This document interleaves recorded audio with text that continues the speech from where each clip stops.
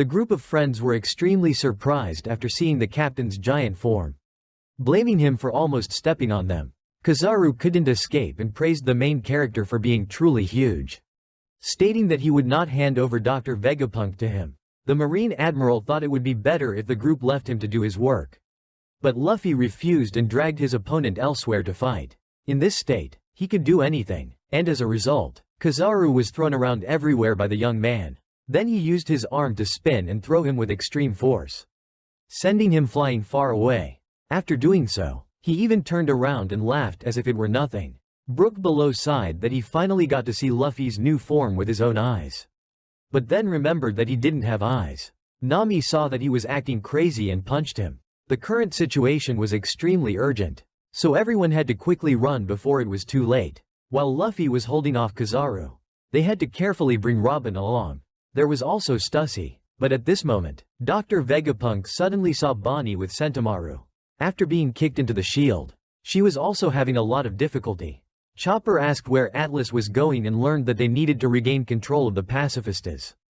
Otherwise they could very likely destroy this place as soon as the barrier disappeared.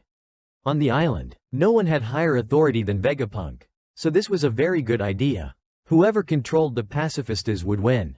Just as they were about to leave, Dr. Vegapunk stopped them. He knew this was very dangerous but insisted on going with them because he wanted to save Bonnie. Usopp stepped forward to stop him because he was the target, and the old man became flustered and turned to scold Frankie for letting Bonnie stay below. Knowing that the girl was still alive, his friend was quite happy and recounted that Kizaru had kicked her into the shield earlier.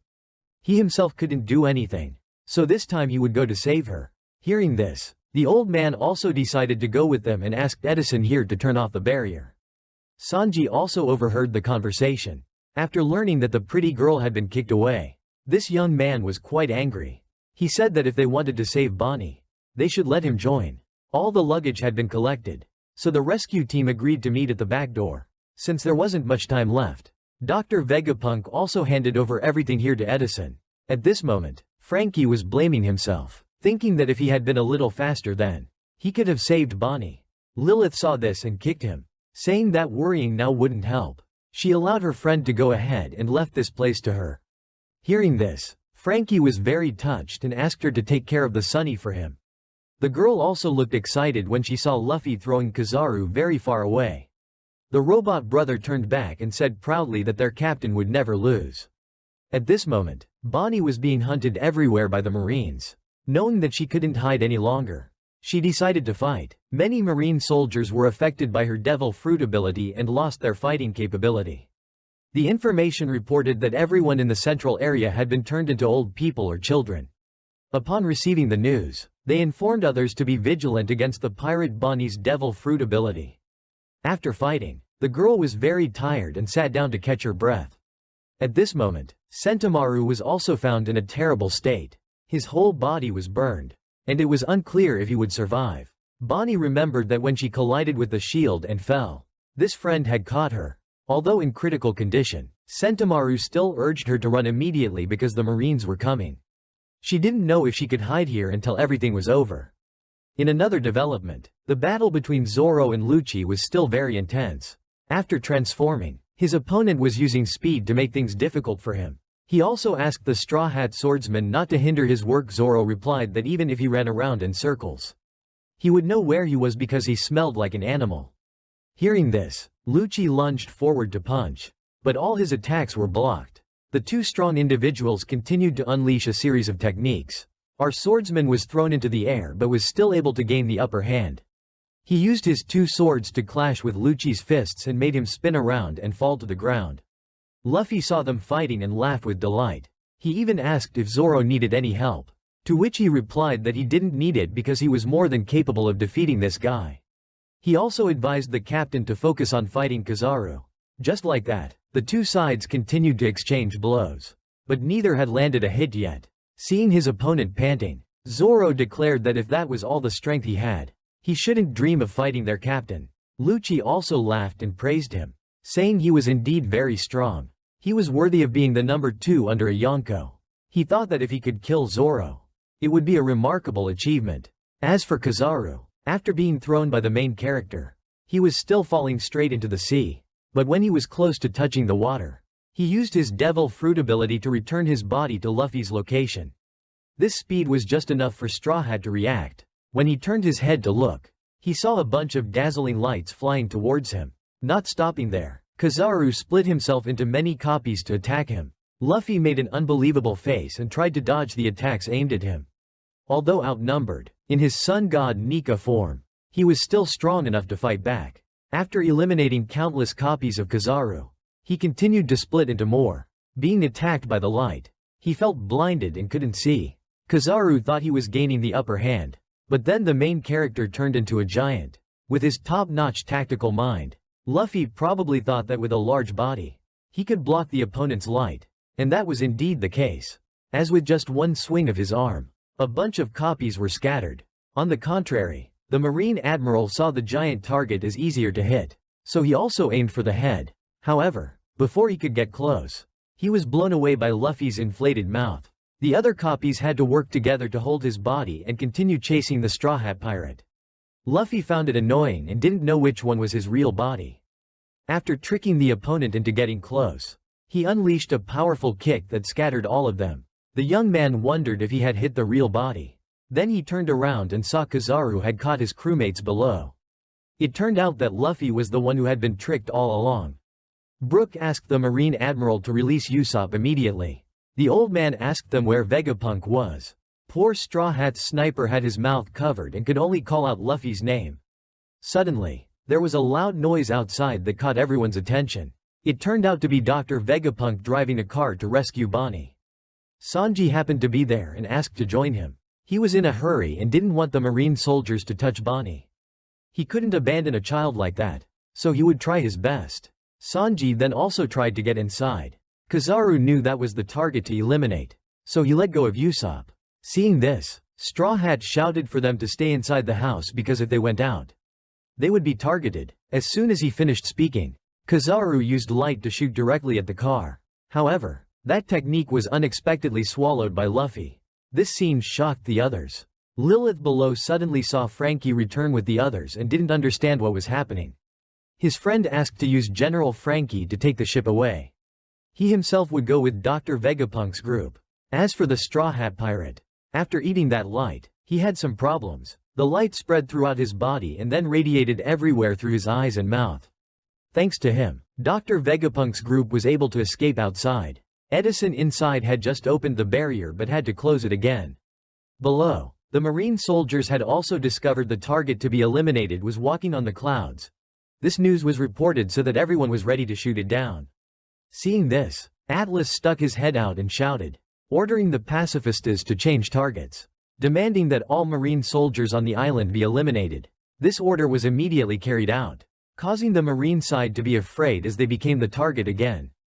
After becoming the new target of the pacifista, the soldiers had to flee the area to avoid danger. Outside, the Vice Admiral of the Navy also realized that Vegapunk had overridden his orders, which was why there was such chaos. The robot army was gaining the upper hand, making the group above happy.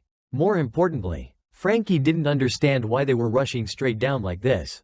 The old man explained that the clouds had adhesive properties, and his tires were made of clouds, so he wasn't afraid of falling. He asked Atlas to quickly find Bonnie so they could rescue her, as she must be very scared and lonely right now.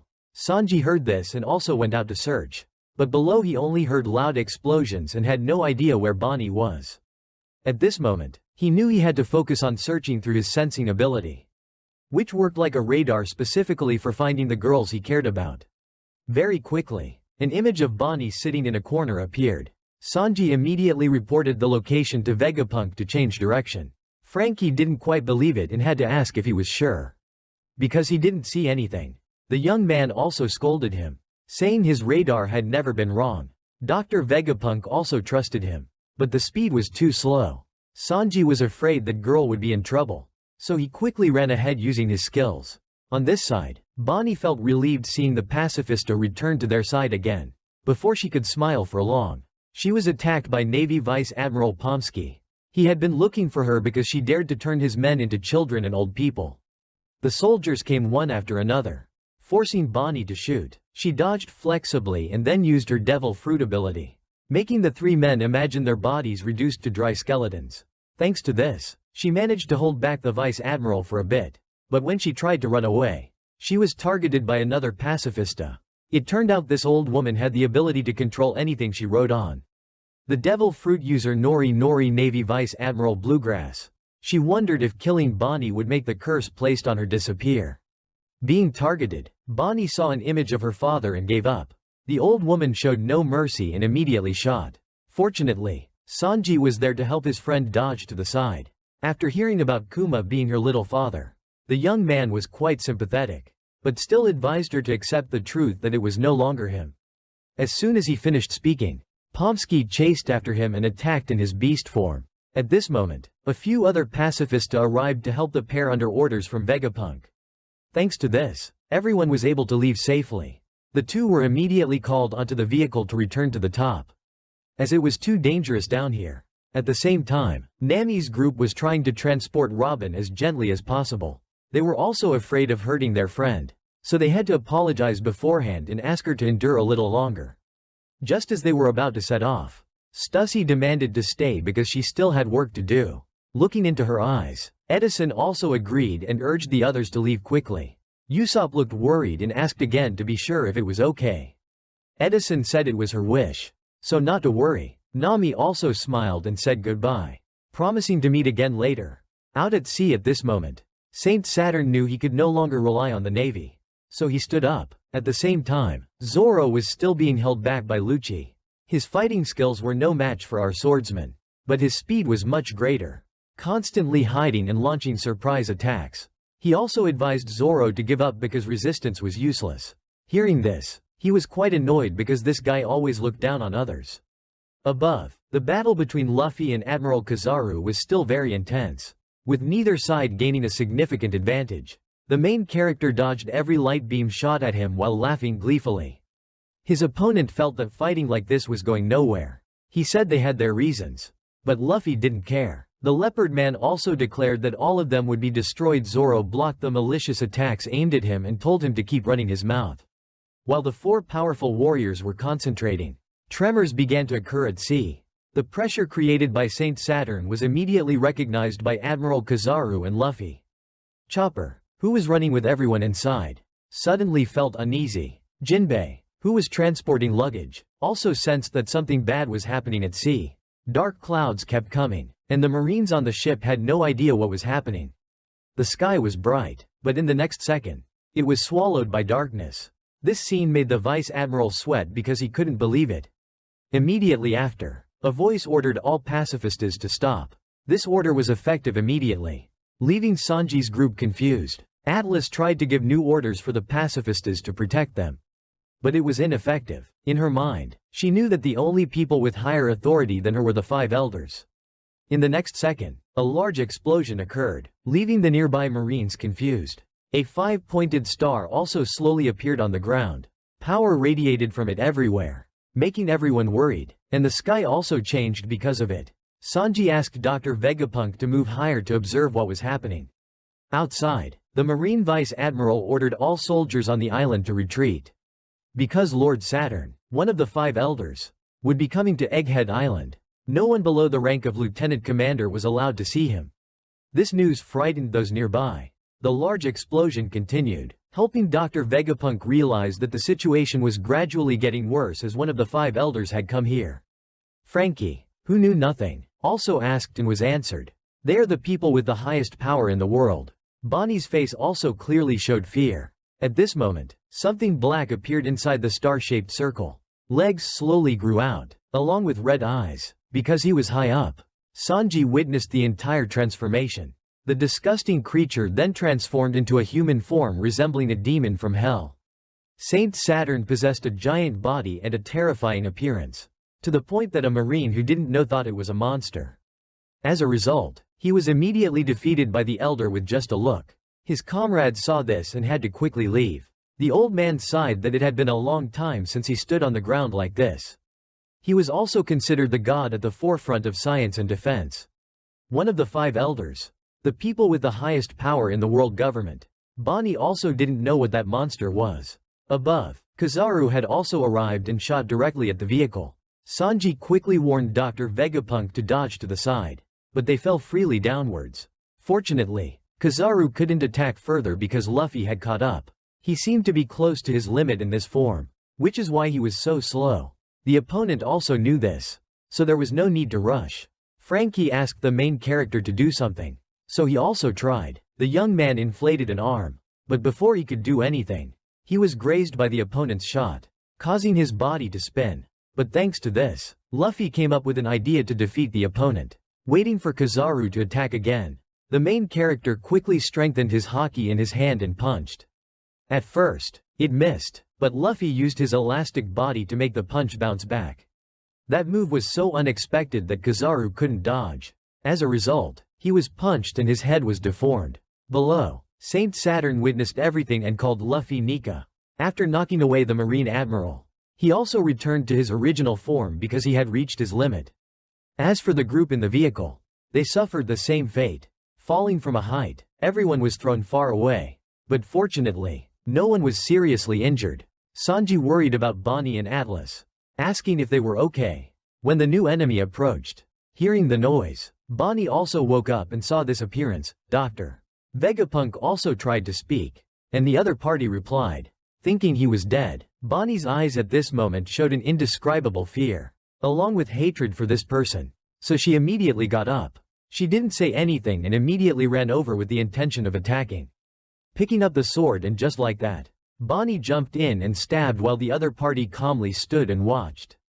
Just like that, the little one successfully made Saturn bleed. The navy at this time was running in disarray from where Saint Saturn had set foot. Only vice admirals or rear admirals could stay to assist. Others were forbidden to look upon his holy countenance. Saint Saturn, who stood above all, unexpectedly took action directly like this. As for Bonnie, after successfully stabbing the enemy, she was advised by Dr. Vegapunk to stay away from that guy. The navy, seeing one of the world's most powerful figures injured, was also angry, and everyone was ready to attack. Making the situation worse, Bonnie cursed the opponent and as a result was punished. He used his eyes to shoot some kind of energy beam that severely injured her and sent her flying far away.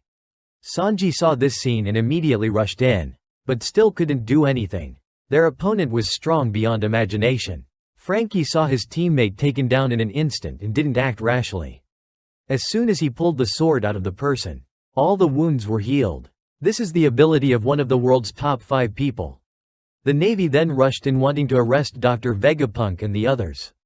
However, Saint Saturn ordered them to stop, because they couldn't escape anymore. So there was no need to rush.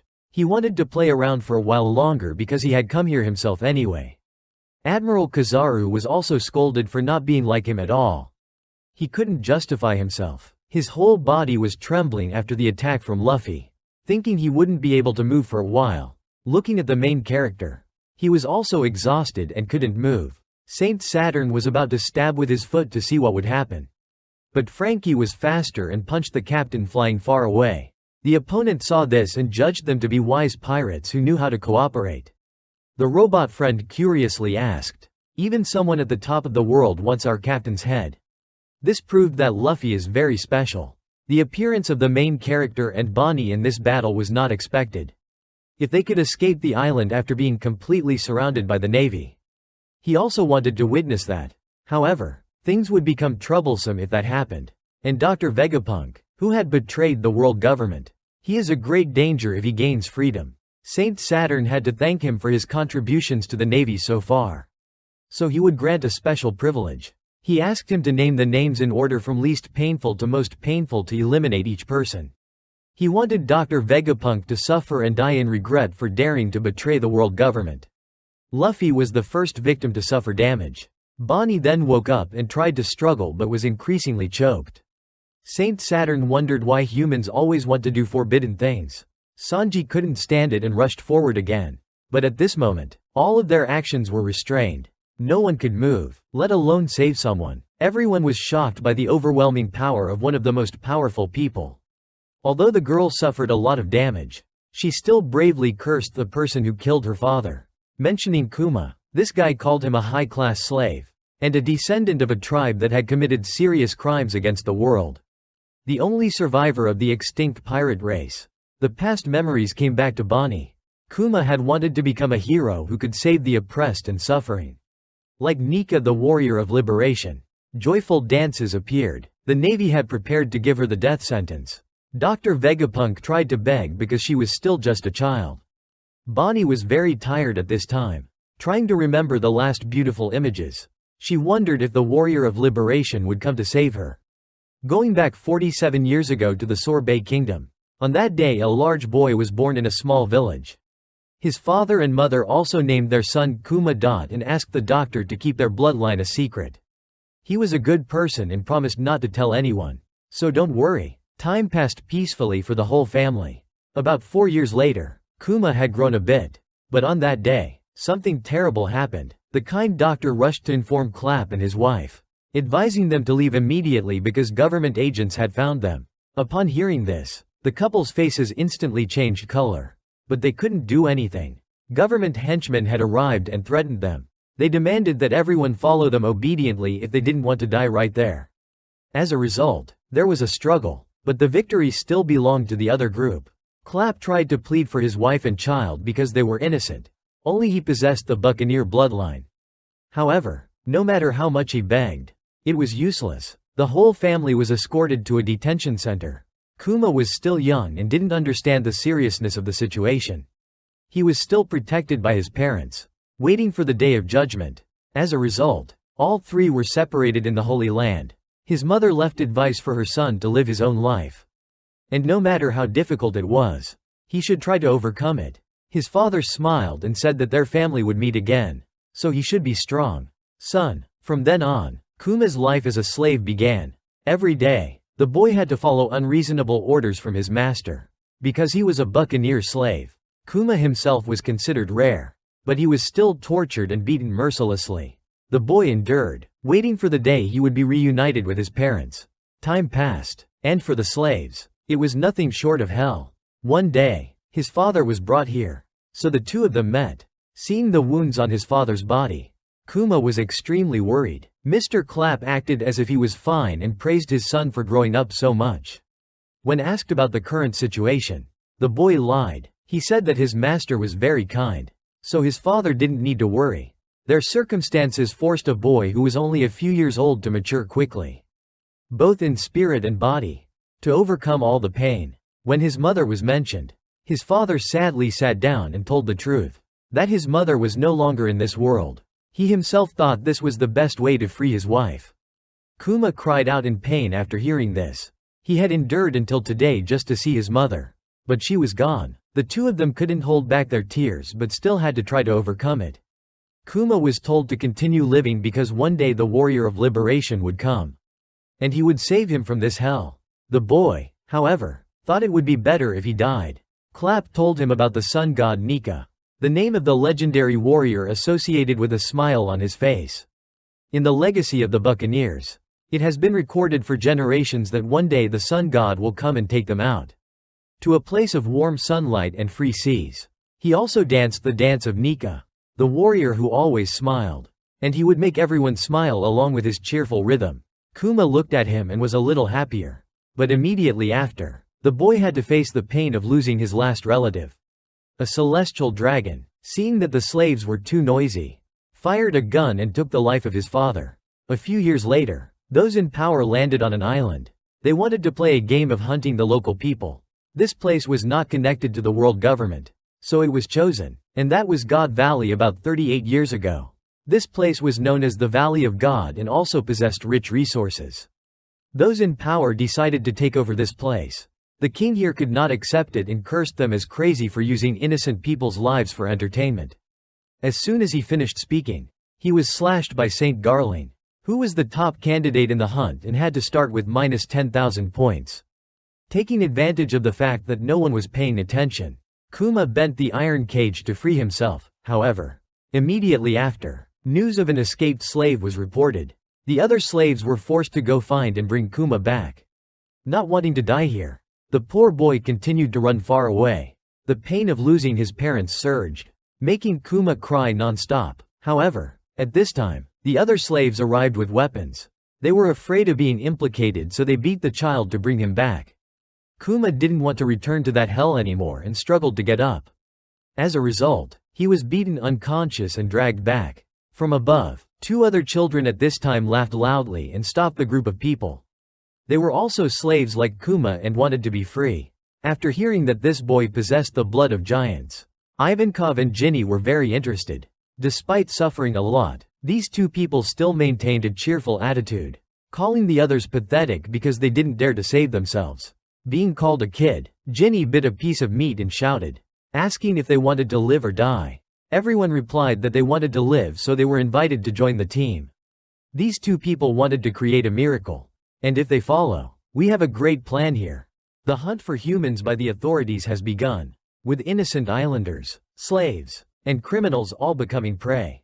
Dangerous individuals like Kuma are highly valued. If he can be taken down, 10,000 points will be awarded. The prize for the winner is incredibly wonderful. Devil fruits considered to be the strongest. Saint Garling is also interested in this game, and the event's host, one of the 5 most powerful individuals in the world, is observing from above. The nightmare begins with many falling, and the continuous sound of gunfire distracts Kuma. Ivankov and Ginny remind him to stick to the plan and not worry about anything. To find a way to survive, the boy obediently listens. In another development at Marine headquarters, after receiving information that something was about to happen at God Valley, the fleet admiral at that time called his friend Garp, asking him to quickly go there and resolve it. He didn't explain the reason, which confused the vice admiral. Initially, Garp intended to refuse, but seeing how much he was begged, he reconsidered. Additionally, there was other important information. Roger was also participating in this event.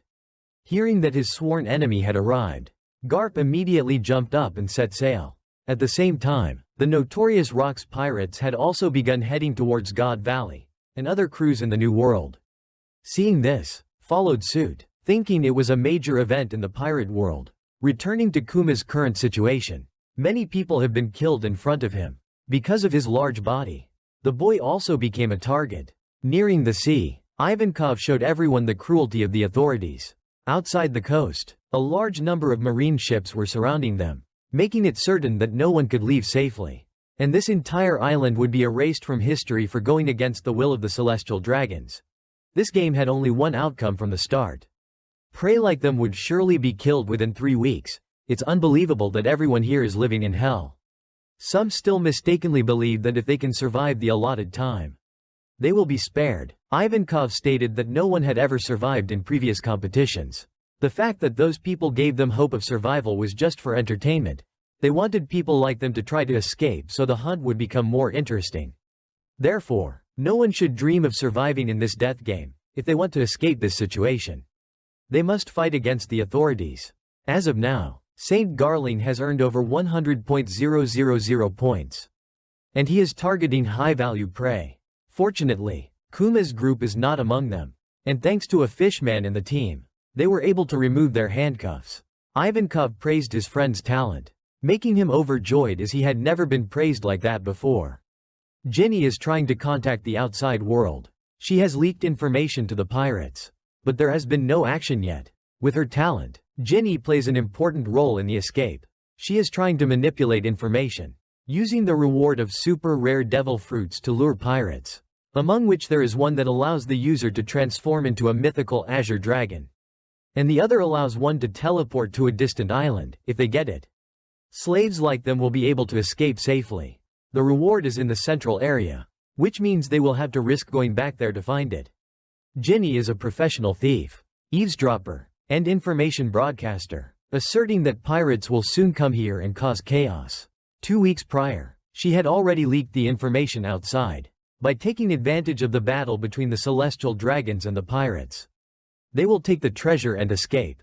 However, to execute the plan perfectly, someone needs to distract the celestial dragons, which also means someone will have to sacrifice themselves so that others can continue to live. Hearing this, Kuma didn't hesitate to raise his hand. He said he had a strong body, so he would probably last longer than everyone else. And he didn't want to see anyone fall again, so he would try his best. Ivankov and Ginny were touched and promised they would definitely not let him die. And they would all leave this living hell together. Outside on the beach, the wind began to blow strongly. A few Navy ships had been shot down by the powerful Rocks pirates.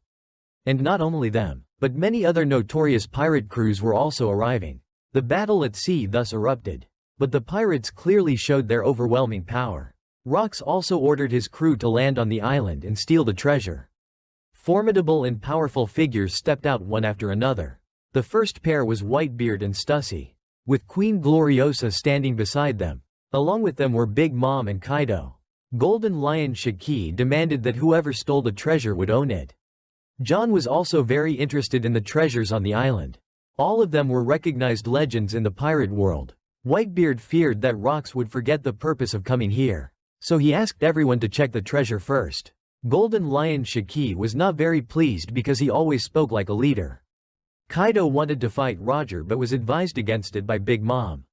News of the powerful pirates present at God Valley destroying the hunt angered the celestial dragons. The navy was being attacked from all directions without being able to retaliate. For some reason, news of this island had spread. And at this moment, Roger's pirate crew had also arrived to join the fun.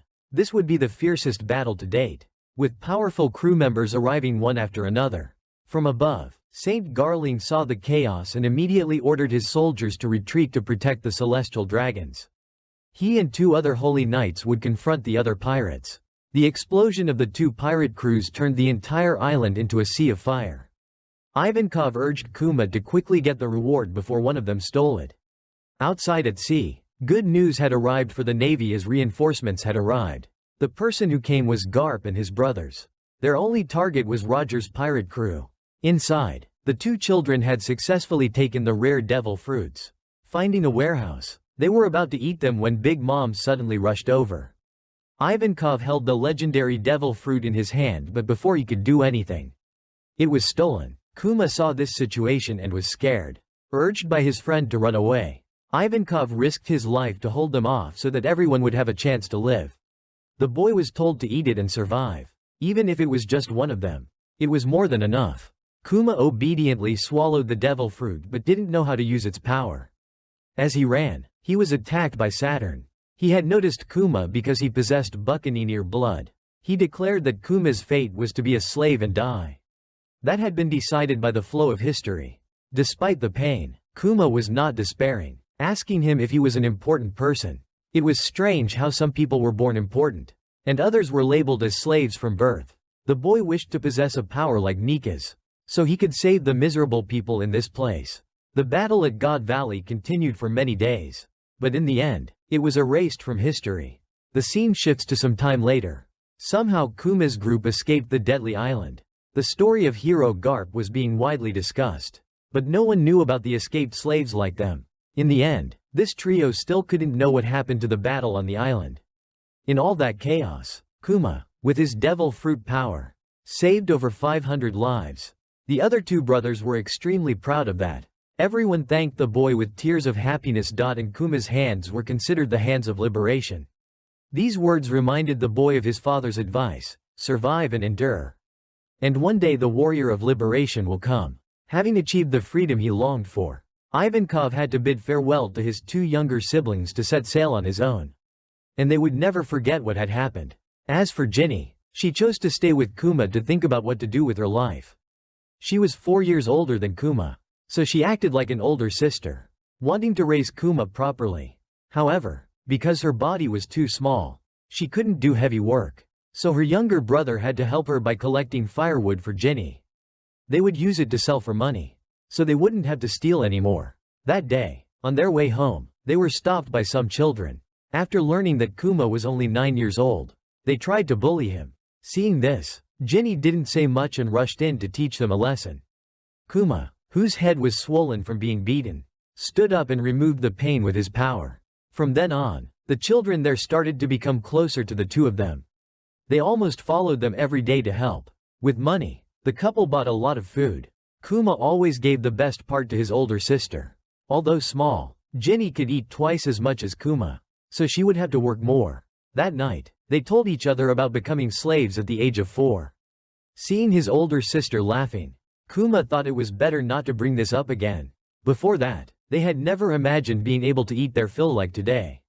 Tears began to fall, even though they were free. Perhaps from now on, they would never forget the days they lived in hell. Kuma also recalled losing his parents, and then others falling one by one. Now, Ginny was his only relative, and when he saw her cry, Kuma cried too. The time they spent together was full of happy days. So seeing his friend cry, he couldn't hold back his tears. The scene shifts to 8 years after the events in God Valley. Ginny and Kuma have now grown much more, still running their family church while helping the local people in many ways. With his ability, all the pain that the elderly in the village were suffering was drawn out. And they simply thought it was a miracle that Kuma brought. Because he always helped others like this, he was very much loved. And some people had even known Kuma's parents before. After the whole family disappeared, she was really worried, but seeing the child from that year return and live like this now, she felt much more at ease. It seems the secret about the bloodline in his body is still hidden. And everyone believes that the young man's parents must be very proud.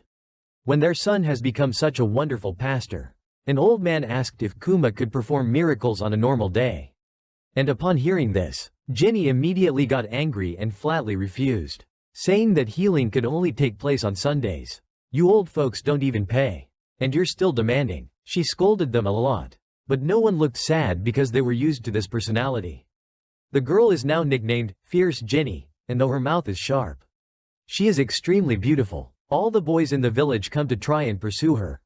But they see that she already has Kuma, so surely no one will be able to win her over. Hearing this, Ginny blushed and further affirmed her feelings for the younger boy. The old folks looked triumphant, saying that they had lived to this age, so of course they would understand. They also supported the feelings of the two. But in the end, Ginny chased them away. Kuma is very compassionate and lets the old folks sit and play for as long as they want. By the afternoon, everyone wanted to pay the two, but they had no money. Here they had to pay almost all of their earnings to the celestial dragons. The newly crowned king was also greedy, so life became even more difficult. King Bekori was known for being cold and heartless. If someone was sick and couldn't pay tribute, they would be thrown into prison, and the only outcome then was death. This person served under the celestial dragons, so the elderly here could hardly live in peace. If they didn't want to be arrested, they had to keep their bodies healthy to work. So every time Kuma healed them, they were extremely grateful. He smiled and said this was what he should do. And he invited everyone to come next week. And he would continue to treat them as he did today. Everyone was overjoyed because this could prolong their lives a little. But few knew what Kuma had to endure to create miracles. His devil fruit could push other people's pain out. But that pain didn't disappear. Instead, it would have to be absorbed into the body of the kind pastor himself. For a long time Kuma had hidden this, enduring the pain himself every night. Every time this happened, Ginny had to sit outside. She couldn't help at all, so she was just as pained as the younger boy. This is also why they can only do this once a week to allow Kuma's body to recover in time. Bearing all the pain of others, the pastor's body showed many wounds. Despite this, Kuma still tried to endure so that his sister outside would worry less. Ginny cried streams outside. She could only tend to her brother's wounds. She wondered why Kuma could do this to his body every week. It was beyond a human's endurance. He smiled and said it was okay. Pain and suffering would not disappear on their own if no one accepted it. He himself was used to enduring, and the most important thing was that helping others made him feel happy. He also had to apologize to Ginny for making her worry, promising to try to train to be stronger so that pains like today would no longer be a concern.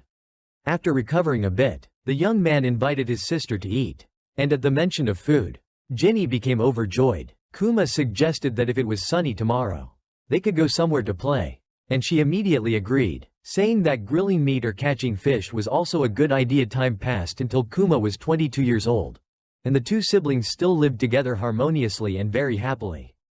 Ginny was 4 years older than Kuma and had reached marriageable age.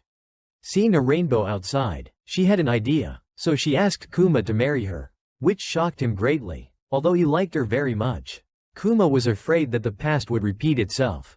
He carried the buccaneer bloodline, and if it were discovered again, his future wife and children would also be implicated. If he married Ginny, he would certainly be very happy. But no one could guarantee whether their future lives would encounter misfortune.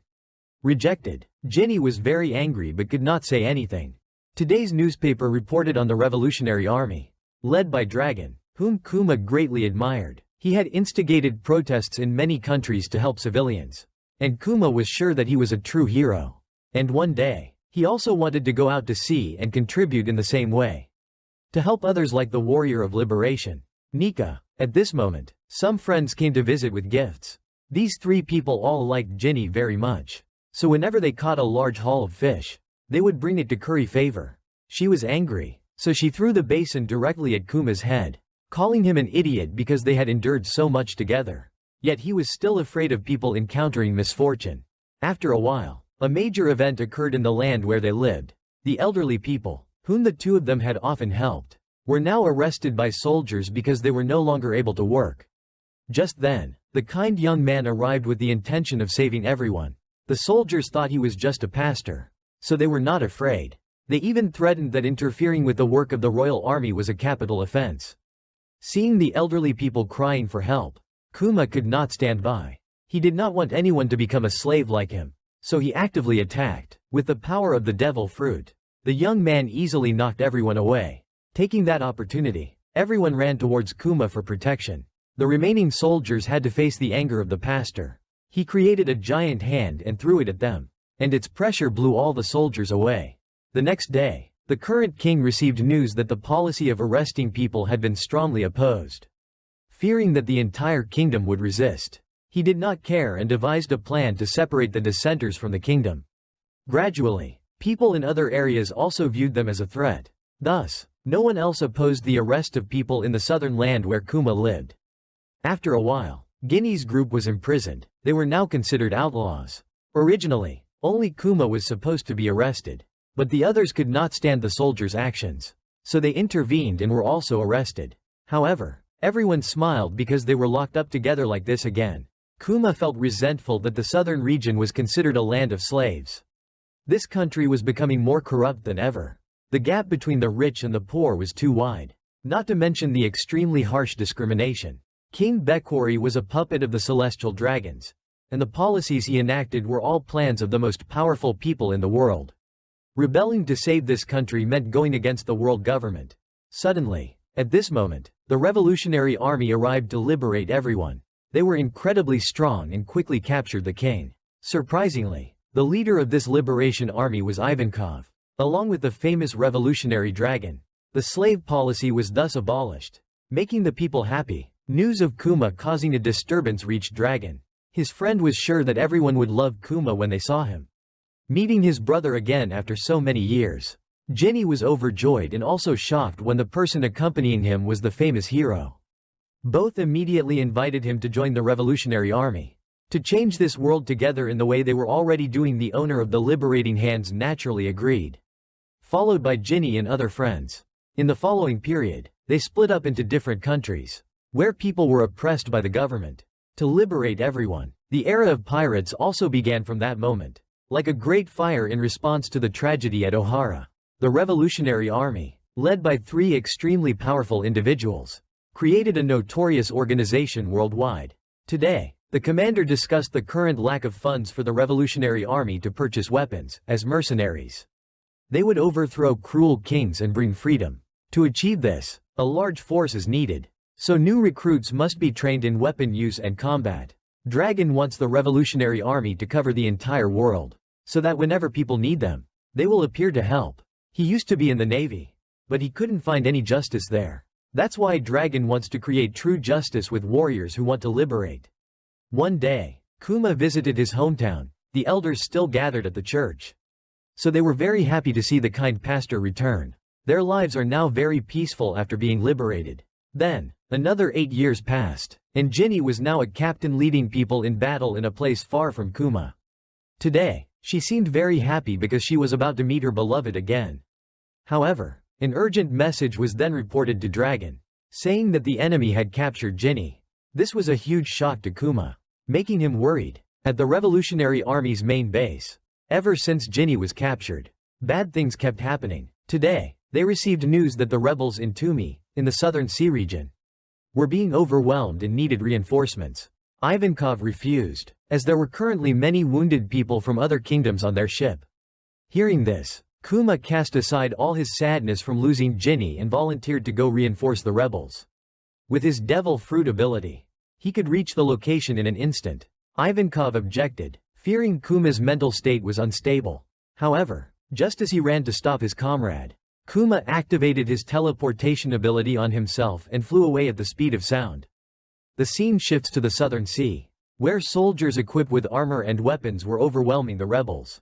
The very next second, Kuma landed in the middle of the battle, filled with resentment towards those sent by the celestial dragons. Every time he remembered the image of that woman, he fell into despair. The day Ginny was captured, Dragon received news that a celestial dragon had taken an interest in her, which was why the government had captured her to be that man's wife. At present, Kuma was much stronger than before, no matter how hard the soldiers tried.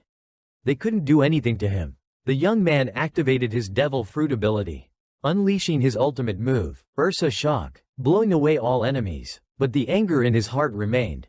Saving that woman from the celestial dragon was impossible. But at least Kuma had freed the people there from the brutal rule of the king.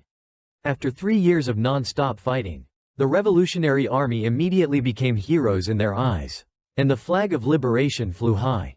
But no one could understand the pain Kuma was enduring. After resolving the situation, the young man called Dragon, saying he was very tired and needed to rest for a while. The scene shifts to 2 years later, from the time Ginny was captured and became the celestial dragon's wife. Today, for some unknown reason, she managed to escape and brought a child with her. This was the child Ginny had with that celestial dragon. After returning to her familiar home, Ginny immediately called her comrades. Hearing Kuma's voice, she tried to sound cheerful as before, saying she was back. Everyone was happy she was alive. But the very next second, Ginny revealed that she had an incurable illness. That's why she was discarded and returned like this. Although she really wanted to see everyone again, she probably couldn't anymore. This would be her final farewell to her comrades and Kuma. He heard this and also shed tears, thinking they would never see each other again. He asked where she was and said he would come immediately. But she stopped him, saying she was about to die anyway and didn't want her comrades to see her in this state. For people who had faced life and death together like Ivankov and Kuma, hearing Ginny's farewell felt like the sky was about to collapse. Although she knew their feelings, she still wished everyone wouldn't come. At the decisive moment, Kuma remembered there was only one place for Ginny to return to. That was the church where they grew up together. As he left, the woman asked Dragon and Ivankov to take care of their friend. Ginny uttered her last words, saying she would always love Kuma, then closed her eyes and passed away. Later, the young man returned to the old house and saw the elders still waiting there. Going inside, he saw Ginny, only a soulless body remaining. No matter how many times he called her name, she did not respond. Her body and face were covered in stones. Ginny had previously said that when exposed to sunlight, her skin would turn blue and she would be unable to move. This illness was the cause of the kind woman's untimely death. Old memories flooded back, making Kuma cry out in regret. Unable to bring happiness to that woman, every promise the joyful words of Ginny kept appearing. And in his saddest moment, Bonnie's cries awakened Kuma. Everyone said this was Ginny's daughter, a child who would live on in place of her mother's unfortunate life. Before that, with her last ounce of strength, Ginny had crossed the scorching sea to return to this place and entrust the baby to everyone. From that moment, Kuma also swore to protect Bonnie for the rest of his life. And so, the unfortunate mother was carefully buried. Kuma became a father, but he didn't know how to raise a child. Fortunately, the elderly people there had a lot of experience. Every day they came to teach the big father how to feed Bonnie milk. Everyone was even afraid that Kuma's giant body would crush his daughter. So they requested that Bonnie be kept in an iron cage when sleeping for safety. The mischievous child was extremely fond of eating. Just like Ginny, everyone thought she would grow up to be a beautiful woman like her mother. Time continued to pass until now. The little one could crawl around on her own, and then stand on her own 2 feet and walk to her father. To everyone's excitement, hearing Bonnie call him Papa, Kuma was extremely moved and hugged his small child, carefully raised by her kind father and the elderly people in the village. Bonnie developed very quickly. During that time, Kuma often had to ask the villagers to help take care of her. He himself had to go fight for the Revolutionary Army to liberate the unfortunate lives out there. And his fighting power grew stronger and stronger. This was also the time when Sabo was accepted into the Revolutionary Army. Life seemed like it would be happy and joyful. But then the saddest thing happened. Bonnie began to show signs of an incurable disease. Just like Ginny, that night, as soon as he completed his mission, Kuma returned to his daughter. The two father and daughter happily hugged each other. However, after realizing the child's terrible illness, the father had to close all the windows so that sunlight could not shine inside. The childhood friends who came to visit the two father and daughter that day were also curious to ask what Kuma was doing.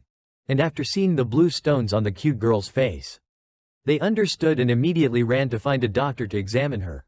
However, this disease is very rare and completely incurable. Although many doctors were consulted, there was only one result. They had never seen this symptom before. To save his daughter's life, Kuma decided to leave the Revolutionary Army to find a cure for Bonnie. At least he wanted to be with her. And this request was approved by Dragon. He wanted them to live a life without regrets. And at the same time, the Revolutionary Army would go everywhere to inquire about the disease the girl was suffering from. The scene shifts to when Bonnie was 5 years old. Occasionally, some children living in the village would tease her.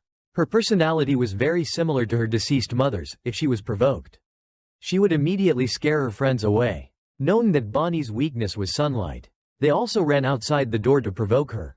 As a result, they were kicked directly in the face because as long as she was within the church's range, she would be fine. Kuma saw this and quickly ran to stop her, fearing his daughter would run outside. Fortunately, this child was very understanding and told her father not to worry. She would listen and not leave the church. She was also afraid of making her father sad, so she was praised for becoming a good girl, because she was often teased about the stones on her face. The daughter wondered if these stones were ugly, but this was a disease, so she had to bear it and couldn't do anything. Kuma praised them as beautiful gems to make her happy. He also lied that the children really wanted them, which was why they tried to tease her. In the evening, the father also asked where Bonnie would like to travel if she could.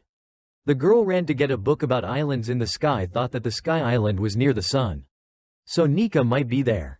He also wanted to meet that warrior once. Hearing this, Kuma immediately danced Nika's dance for his daughter to see.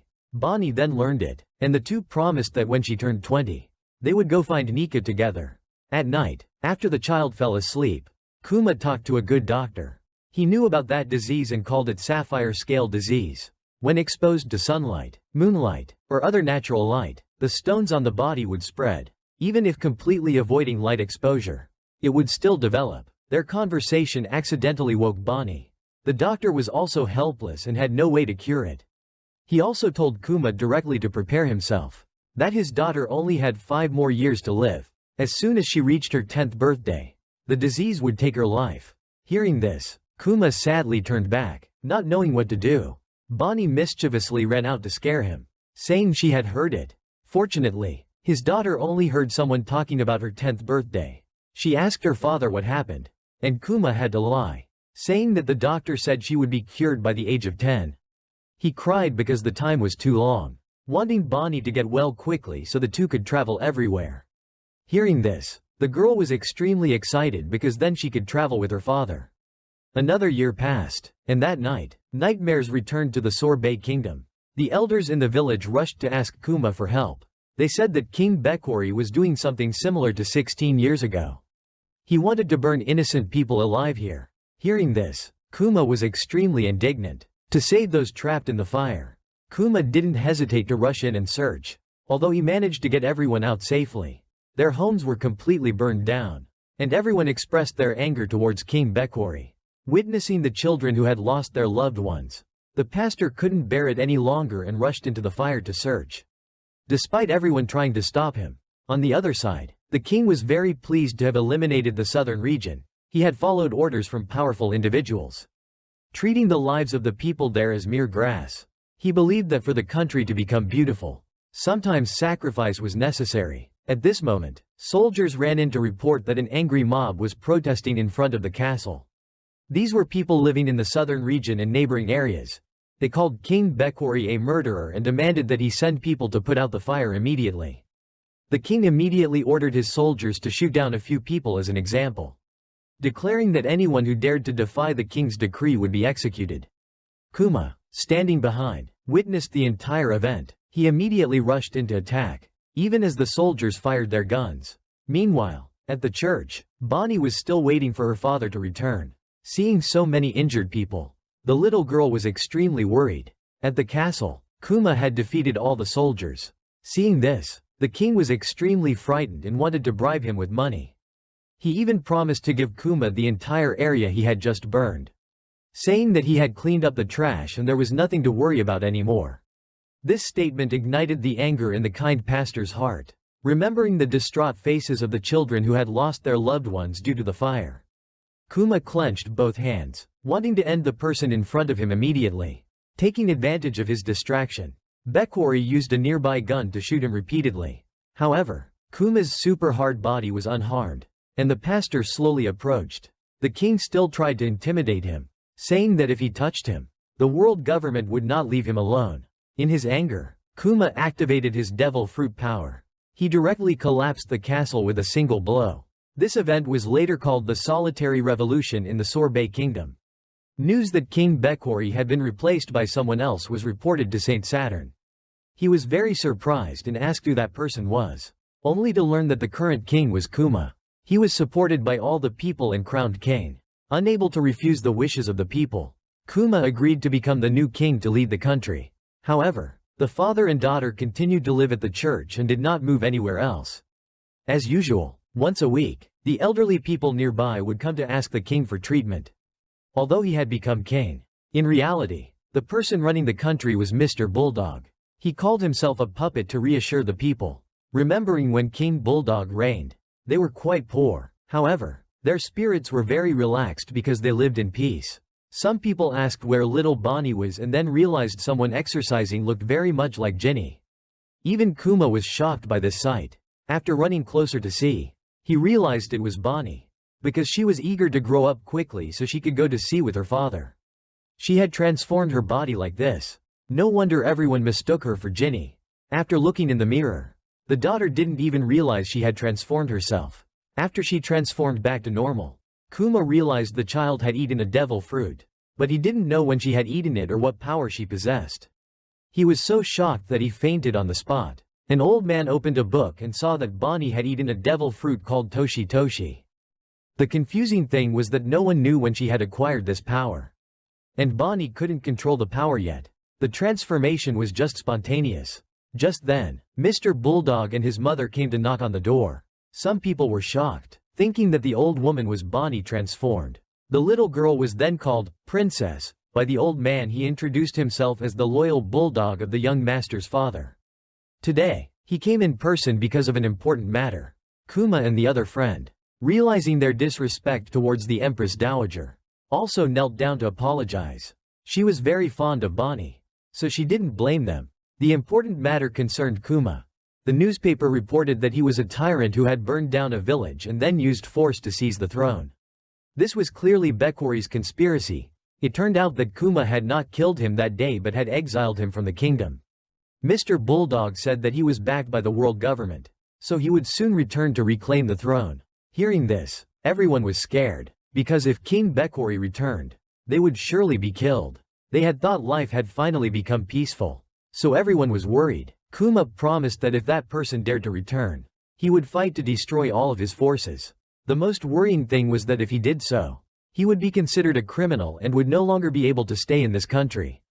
When that happened, he wanted to ask former King Bulldog to take over the throne and also take care of Bonnie for him. Hearing this, he promised to do his best. The cute daughter had now begun to master her transformation ability. Her father instructed her to listen to everyone, as he would have to go far away soon. Hearing this, the little girl was very sad, but knowing that her father was doing it for the country and for everyone, she obeyed and promised to be good at home. The father and daughter hugged each other in happiness. The next day, Kuma set sail on a small boat. As expected, Bekori was helped by the navy. Many warships were dispatched here. As soon as he saw Kuma in front of him, he ordered an attack. However, before he could act, he had already jumped into the sky, and thus the power of the devil fruit was activated. A powerful blow struck 3 warships directly, all of which were sunk. However, Kuma was listed as a wanted pirate. His subsequent actions were considered terrifying, and his bounty also skyrocketed during this time, making Kuma a notorious pirate. As for Bonnie, although she was well cared for, she was not very happy, always missing her father. In this country, Everyone considered Kuma a hero, wanting to follow that example. Bonnie thought that after she grew up, she would also become a pirate. The scene shifts to Kuma after leaving his hometown. He visited many places hoping to find a cure for his daughter's illness. Unfortunately, no one knew about the disease. Everyone only sympathized with Bonnie because she couldn't go out into the light to play. Sometimes Kuma also encountered other pirates who wanted to hunt him down. But he defeated them all, because the doctor had previously said that Bonnie would only live for another 5 years. This father tried very hard. The places Kuma visited later were where Luffy's group trained. Disappointed that he couldn't find any valuable information, he cried at night while looking at Bonnie's picture. The next morning, the Revolutionary Army unexpectedly passed by. Seeing his old comrades, Kuma was much happier. They all sat together and drank. Dragon said that Ivankov and Inazuma had been arrested. Just recently, Kuma had been considered a tyrant and a notorious pirate. But they did not believe what was written in the newspaper. Betty then expressed her desire to become the commander of the Eastern Force. He asked in surprise and learned that Dragon always kept that position vacant for Ginny in her memory. And as long as Kuma did not agree, no one could sit in that position. After hearing this, Kuma was very happy and immediately agreed. Knowing that Betty was also a wonderful woman, she was overjoyed and immediately went to show off to her comrades, saying that from now on she had become the new commander of the Eastern Force. Besides this, Dragon also said that Sabo, Koala, and the other children all wanted to see Kuma again. The young generation of the Revolutionary Army is gradually growing stronger. He also wished Kuma could see that. It felt great to have good teammates. And he himself witnessed the events happening in the world. He really wanted to return to the Revolutionary Army to help liberate the unfortunate lives out there. Unfortunately, time with Bonnie was running out. But Dragon had good news for the father and daughter. He mentioned Dr. Vegapunk, a scientist far surpassing the genius of the Marines. After a recent accident, he had moved to another laboratory. So security was currently very lax. Although not certain, Dragon thought Vegapunk might be able to cure Bonnie. Hearing this, Kuma was moved to tears. Finally seeing some progress, Dragon added that the doctor was eccentric but pursued his passion intensely and was very trustworthy. Immediately after, Kuma bid farewell to his old comrade, also thanking Dragon because he had almost given up. And if Bonnie could be cured this time, he would rejoin the Revolutionary Army to fight alongside everyone. Dragon smiled and said, "Let the wind decide our fate, my friend." A few days after returning home, Kuma saw his daughter defeat a soldier. It turned out this was how she trained while her father was away. Knowing she would set sail this time, Bonnie was overjoyed. Crossing the frozen land, they arrived at Laboratory 8, where Dr. Vegapunk was. Upon seeing Kuma's large body, he was very shocked. Immediately, the doctor proposed to study his body. Bonnie's first impression of the old man was his overly long head. After learning the girl was sick, Vegapunk also examined her, realizing it was sapphire scale disease. He affirmed he could completely cure it. Hearing this, the father and daughter jumped for joy. To cure the girl, technology not yet applied in medicine would have to be used. However, a large sum of money would be needed for a complete cure. A preliminary examination of Kuma also shocked him, as he learned Kuma was a buccaneer. Since he was working for the government, they were no different from enemies. Fortunately, the doctor did not pay attention to this issue. They discussed the plan to create countless clones of Kuma to form an army of robots. He would have to donate blood for research purposes. In return, he would not have to pay the huge amount for Bonnie's treatment. Although he knew his clones would later fight for the Marines, Kuma still agreed. He felt Dr. Vegapunk was a good person, so it should be fine. Their agreement was also established. A few days later, a Navy ship was sent to Laboratory 8, and Kizaru was the one who appeared. Due to his acquaintance with Dr. Vegapunk, he was sent by the government to talk. Upon entering, he immediately put down his communication device. The doctor boasted that he would create a new future for humanity in this place. His friend saw that Vegapunk was not at all familiar with the laboratory, to the point that he was constantly monitored by the government but still hadn't realized it. After pointing to the ceiling, the doctor finally discovered the device. He sighed and asked his friend what he was doing there. Kizaru said that all conversations here were being monitored, and Vegapunk's negotiations with pirates were unacceptable. The doctor angrily pointed and said he hated Kizaru's attitude. Kizaru didn't know what to say, only that he was there for work and couldn't disobey orders. Immediately after, the call connected with Saint Saturn on the other end of the line. He said that saving a child had nothing to do with the current work. Even if Bartholomew Kuma was a perfect person to base clones on, the world government would never accept that a notorious pirate, with a 296 million berry bounty, would become the face of the Navy in the future. If the Navy used a clone of such a person, they would lose all face. The doctor, hearing this, thought that science didn't need to care about face at all. If the cloning project succeeded, they would save countless lives. Saturn admitted that if it succeeded, the government would gain immense power. So he wanted to propose 3 additional conditions for Kuma before agreeing to treat Bonnie. First, Bartholomew Kuma would have to become one of the Shichibukai, meaning he would have to serve the government from now on. The reason was that recently, a rookie pirate named Ace had defeated a Shichibukai, so they needed someone to replace him. The pirate era had begun to stir, and Kuma was the perfect candidate. As for the second condition, he would have to become a weapon for the Navy, meaning Kuma's body would be modified to become a machine. Because as a Shichibukai, with Kuma's special great power, he would become a great threat to pirates. This would greatly help the Navy. And Kizaru also supported it. But Dr. Vegapunk could not accept it. Saturn then continued, saying that since Kuma was a former member of the Revolutionary Army, he didn't want him to use his power against the world government. Therefore, the third condition was to give up all his mind and freedom. Hearing this, the old man immediately reacted strongly, because that would be no different from a death sentence waiting for Kuma. He asked Saturn if the other Shichibukai were not obeying him, that he had to go to this extent. A robot without will is just an empty shell. And he himself didn't want to become a murderer at all. The other party didn't give Vegapunk a choice. They called him the Navy's scientist. The 3 conditions above were the price to save the life of a criminal's daughter. If they didn't accept, the government had no obligation to spend a huge amount of money to operate on an unknown child. Bonnie outside was still happily running around. For the doctor, performing surgery based on those 3 conditions was inhumane. With no other choice, Kuma made the final decision, which was to agree to follow Saturn's words. He asked Vegapunk to perform the surgery to save his daughter. At first, he thought the government would push the 2 father and daughter to the point where they couldn't be saved. But if Bonnie lived, it wouldn't matter if he sacrificed his own life. He smiled through his tears, thinking Bonnie was about to be saved. This was truly painful for Vegapunk, witnessing the father who loved his daughter so much wanting to sacrifice everything for her. The doctor couldn't hold back his tears and cried along. Outside, Sentomaru was talking to someone when he saw Bonnie crawl over.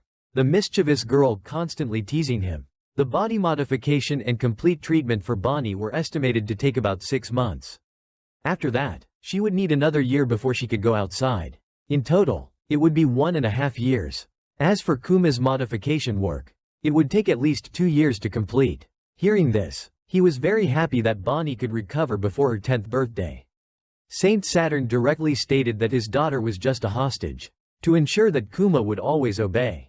He wanted to send people to supervise Bonnie after the surgery. And only when Kuma was no longer human would Bonnie truly gain freedom. This meant that the father and daughter would not be able to meet after Bonnie recovered. From now on, his job would be to serve the government as a Shichibukai. If he violated the agreement during this time, Bonnie would be taken away as a slave.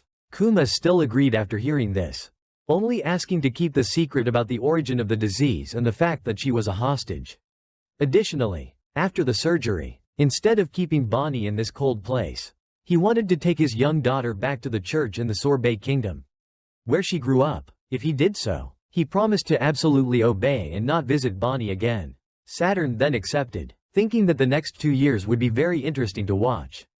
Outside, Bonnie ran to call her dad, saying she was very well behaved, and that they would have to stay here for at least 6 months for the surgery.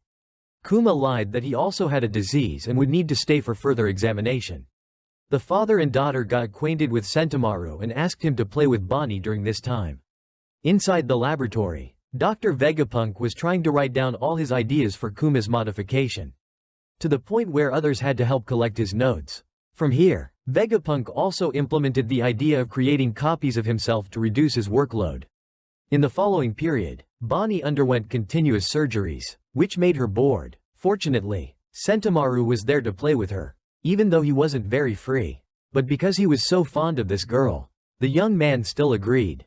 As for Kuma, he was also beginning the process of transforming into a cyborg. Although it was quite painful, he was very happy when he saw his daughter laughing and playing happily. Sentomaru complained about how Kuma taught his daughter, always making him act as a horse for her to ride. That day, Bonnie drew a picture for her dad as a gift. The doctor saw the scene of the father and daughter like this and didn't dare to wake them. Time passed peacefully. Everyone in the laboratory treated them very well. Even someone as difficult as Kizaru joined the party. Everyone learned to dance the Nika dance with Kuma happily. And after 6 months of treatment, Bonnie's scale disease had made good progress. According to the assessment, it would be completely cured in just 1 more year. The girl even asked the doctor if she could visit him here after she recovered. Immediately after, the father and daughter returned to the church as planned. The old folks were overjoyed when they saw their granddaughter return. Knowing that Kuma would have to leave again, they agreed to take care of Bonnie as usual. He said that he was a pirate and could not stay here for long.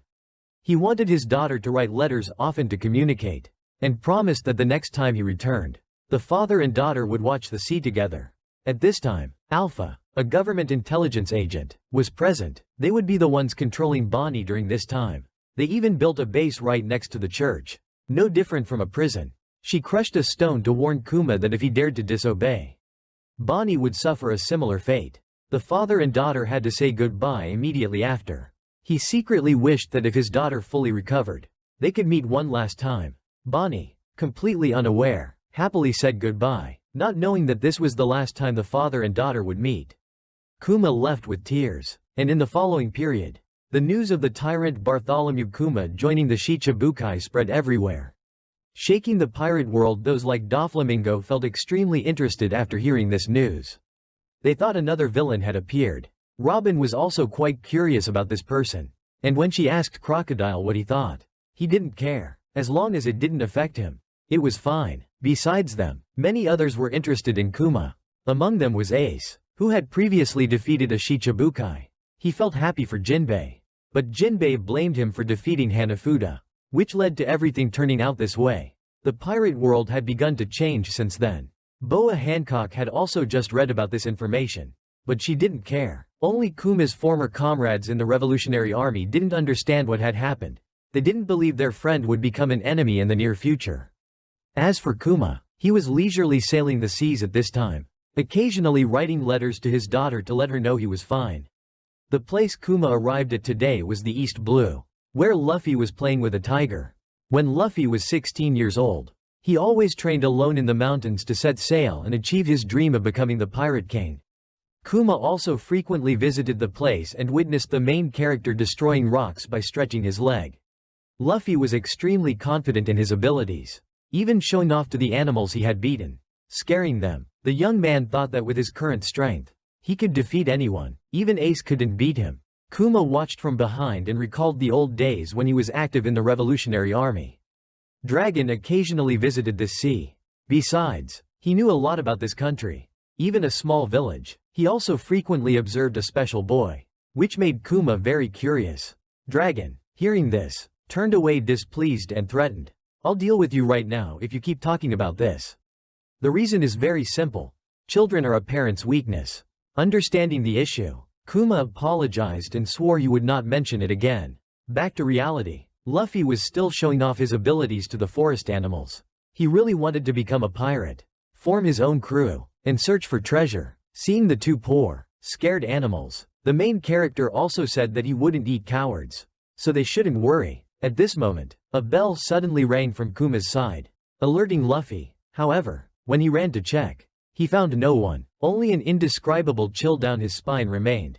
The main character thought that perhaps it was a powerful beast like the Lord of the Forest that was here. To find it, Luffy took a running start and destroyed the rock behind him, but still saw nothing. Meanwhile, Kuma received news that pirates were attacking at sea and had to be eliminated. With his abilities, he teleported directly to the scene. The people on the ship said that the pirates had robbed all their goods. Kuma also took the injured to a nearby hospital, ignoring the command to quickly eliminate the pirates. This man still did what he considered right. By evening, Bartholomew Kuma also found the pirate ship that had attacked earlier. Of course, these people knew about the reputation of one of the Shichibukai. The captain immediately ordered them to quickly return the goods to be spared. This was how this man operated. Looking up at the sky, Kuma remembered his daughter. Although he wrote many letters to Bonnie, he had not received any reply since they parted ways. This world is full of beautiful scenery. Father wants to see your face light up when you see these sights someday. Back in the Sorbet Kingdom, Bonnie checked the mailbox every day but received nothing. Everyone thought that Kuma was probably busy with work and couldn't send letters home. But the girl refused to believe it because her father had promised her that he would write many letters. Queen Connie advised the child to wait patiently, and the letters would be sent soon. Outside, Alpha had found today's newspaper, but it also contained a letter that Kuma had sent. She knew this trick from the beginning, so she always prevented the father and daughter from communicating. According to her calculations, about 10 letters from Kuma would be sent every month, but all of them had been torn up by Alpha, preventing Bonnie from reading them.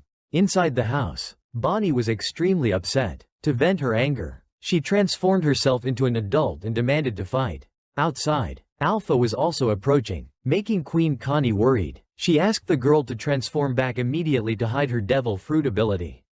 The other woman looked surprised after seeing Bonnie. However, the old woman distracted her, allowing her granddaughter to successfully shrink back and hide. When Alpha looked again, she thought she had been hallucinating, so she didn't suspect anything. She was also the one who gave the girl medicine every day. Others asked Queen Connie why she had to hide her granddaughter's ability. And they knew. A wise wolf needs to know how to hide its fangs. A scene changed to some time later at Dr. Vegapunk's laboratory. Today, Stussy stopped by to check on Kuma's condition. At present, this laboratory has been upgraded and is about to be lifted into the sky by Vegapunk along with his brain. She also complimented his new hairstyle, saying it looked very good. The doctor happily replied that he felt much lighter now, unlike before. As for Kuma, he was about to lose all will and become a true machine. She asked who would suffer more, a human without free will, or a clone with free will. Hearing this, the other friend just smiled without saying a word.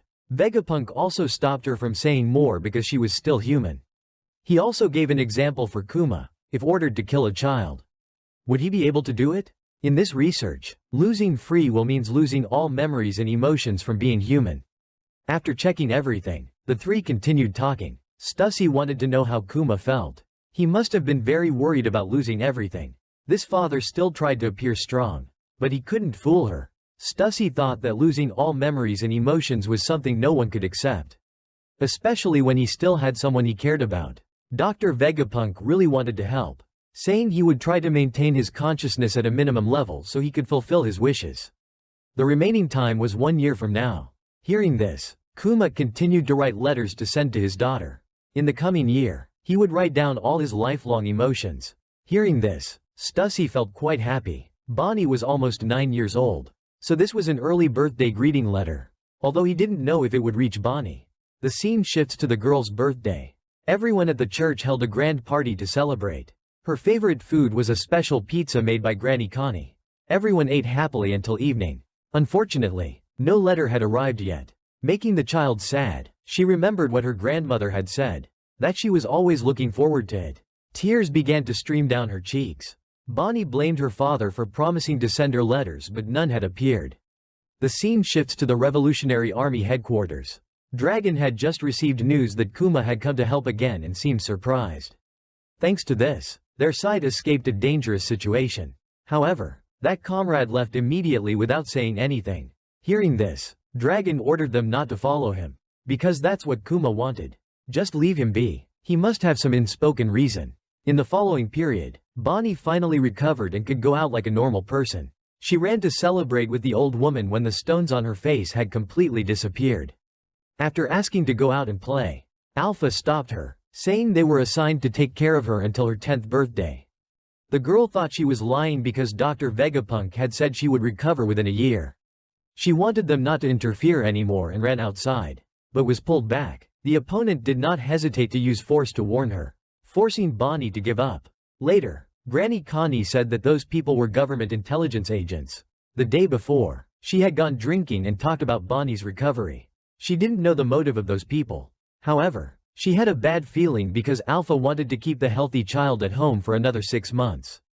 It was also strange that Kuma hadn't sent any letters home. This could very well be related. To help her granddaughter, she talked to the Gyogyo group. She wanted Bonnie to set sail and find her father, by transforming into an old woman so she could fool the government people. Just like that, as soon as she finished packing, the girl successfully disguised herself as Granny Connie and escaped. Kuma's childhood friends were not ordinary fishermen. Even local pirates and sea monsters were terrified of those people, so Bonnie could completely trust them and set sail safely. After seeing the outside world, she was overjoyed, beginning to feel the warm winds and sunshine and everything around her. Witnessing the child they loved gain freedom, everyone in the church showed happiness. At this moment, Alpha felt something was wrong and immediately checked, but unfortunately only found Queen Connie there. The little girl had already run to the harbor with Uncle Gyogyo. They had prepared a pizza-shaped ship as a gift for their granddaughter. As for Alpha, after being tricked, she also showed anger, and immediately ran to the harbor to catch Bonnie and bring her back. Although the ship had accelerated to its maximum speed, Alpha's ability was too great, pushing Bonnie into a situation where she would lose her desire to reunite with her father. Bonnie pushed herself to be stronger. Remembering her father's teachings about Nika, she transformed herself to become huge. Her arm then swelled, astonishing Alpha. It turned out that Kuma had previously told Bonnie that Nika had a rubber-like body and fought in the way he liked. Just like that, Bonnie unleashed a powerful punch directly at the opponent's face, to decide her own future just like Nika. News of Bonnie's escape was reported to the government, and she eventually became a notorious pirate on par with Luffy. About a year later, Bonnie set out to find her father. When her name was called, she became annoyed and demanded to be called captain because she was no longer a child. The uncles were very easygoing and followed her wishes.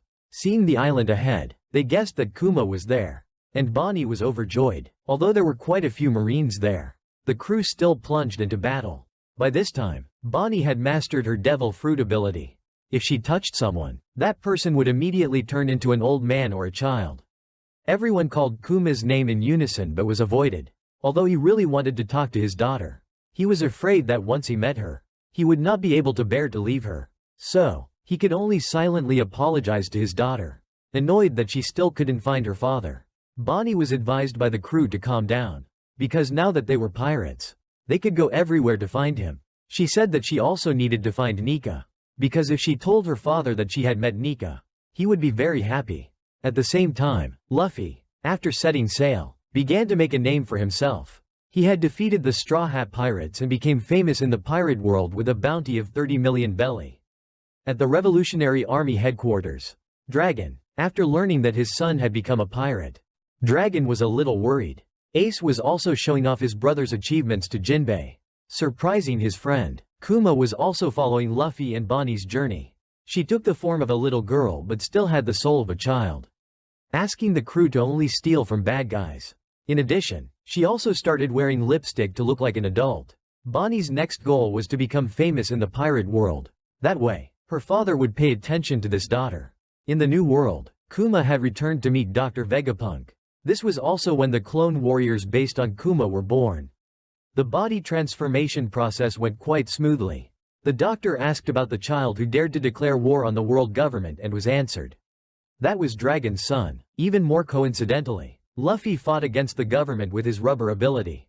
Just like the main character was exactly Nika, the hero in his imagination. The next time the Straw Hat Pirates defeated Gecko Moria, Kuma appeared on the government's orders. He asked the other crew members to surrender Luffy's life to be spared. However, no one wanted to betray their comrades, especially the captain. So Kuma attacked everyone and was stopped by Zoro. He wanted to use his life to exchange for Luffy's life. He also declared that his captain would become the Pirate King. It was said that Kuma agreed to push all the pain in the main character's body out. If Zoro wanted to endure it all, he would spare him. According to calculations, this pain was enough to make him faint. But Zoro was able to endure all the pain, which made Kuma extremely admire him. He thought that Luffy had good comrades, truly worthy of being Dragon's son. Time passed. Ace was captured by the Marines and was about to be executed. All the 7 warlords were summoned to prepare to fight the Whitebeard pirates. At the Sabaody archipelago, Bonnie's pirate crew was eating and drinking.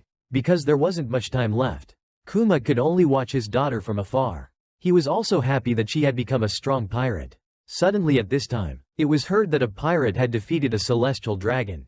Out of curiosity, Kuma secretly observed and discovered that it was the Straw Hat Pirates. Witnessing them standing up to save the fishman slave, Kuma was extremely moved. Images from the past appeared. What Luffy was doing was something no one dared to do.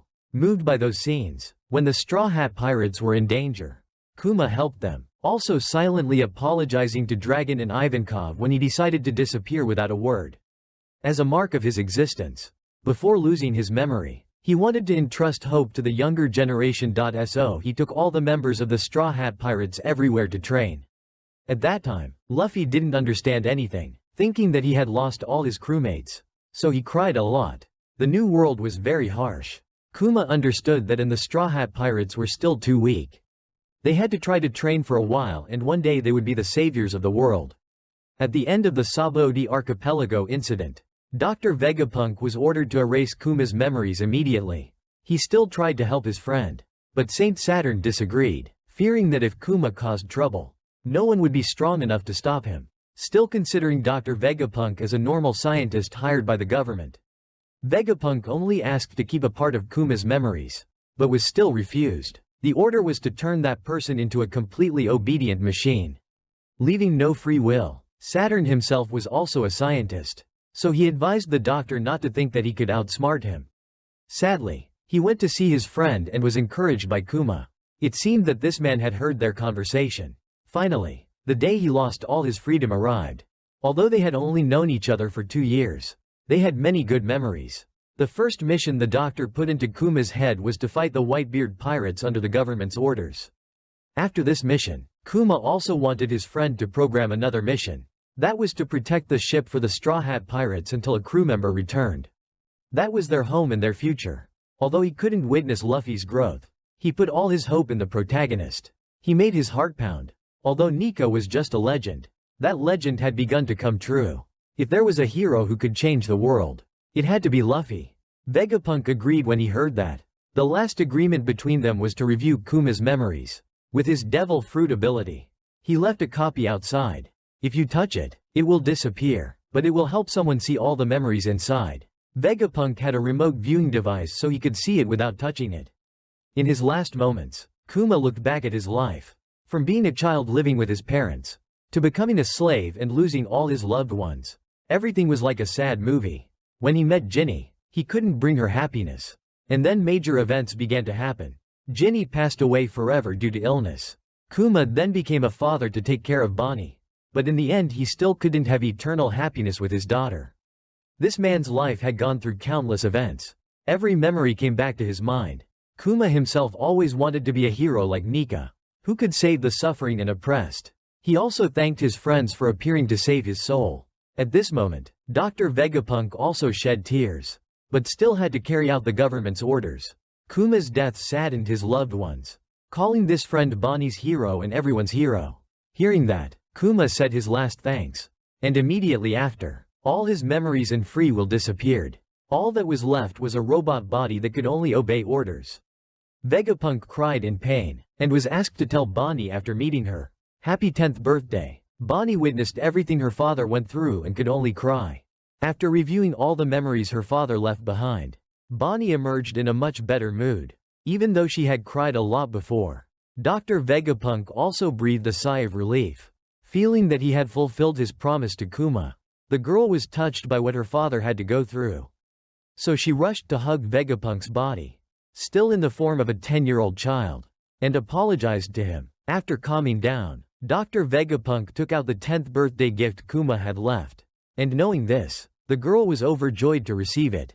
This necklace was shaped like the sun and was a symbol that she and her father loved very much. Bonnie talked about the sun god Nika, while Dr. Vegapunk thought it was just a good luck charm. He also talked about Luffy, surprised that he had become such a strong warrior. Bonnie also knew that the main character was the son of her father's best friend. And fate was truly strange to bring them both here. After Bonnie entered that room, Luffy's group also rescued him. Too many things had happened here. So they sat and recounted what had just happened.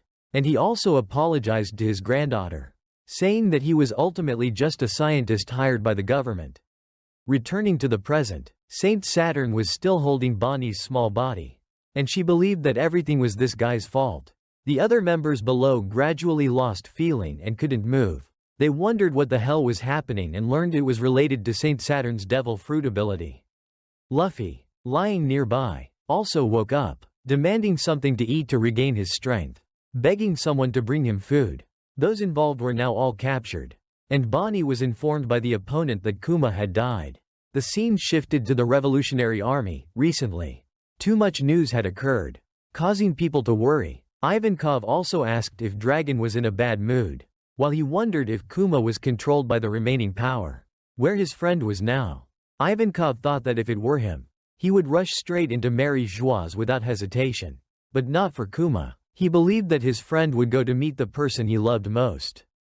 As for Bonnie, Saturn declared that he would let the two father and daughter meet in hell. Surrounded by marine soldiers, her allies were all restrained and unable to move. The girl angrily wanted to struggle to escape by activating her devil fruit ability. At least she wanted to drag him down with her and not die alone. Her arm then swelled up like Nika's form, surprising everyone. For Bonnie's future, she punched the opponent's face extremely hard. But nothing happened. Saturn also looked disdainful and asked if that was really a punch. The little girl felt her body weakening and wondered why. When Saint Saturn explained it, he continued to squeeze Bonnie's body and talked about her knowing Nika's name but not truly knowing what it was. The old man secretly thought that the girl had not yet realized the connection between Nika and Luffy's white form. Otherwise, Bonnie could have done something already. Below, the main character had now been given food, and he replenished his energy in front of the Marines, who understood nothing. When asked about this, they also didn't know where the food came from. Saint Saturn demanded that Luffy be immediately restrained with sea-stone cuffs. Above, Bonnie continued to try to activate her devil fruit ability to weaken the opponent. But it had no effect. His age could not be controlled like ordinary people. To answer this question, Saturn revealed that the real reason her power was weakening was because he was the one who granted her that ability. Hearing this, Bonnie was very shocked. But for the old man, this was just an experiment to see if he could transfer power from a devil fruit to a newborn who couldn't eat yet. By extraction. And so Bonnie was chosen. The experiment was successful. But the devil fruit itself was useless. It only allowed her to transform into possible future versions of herself. But the more she knew about reality, the more limited this ability became.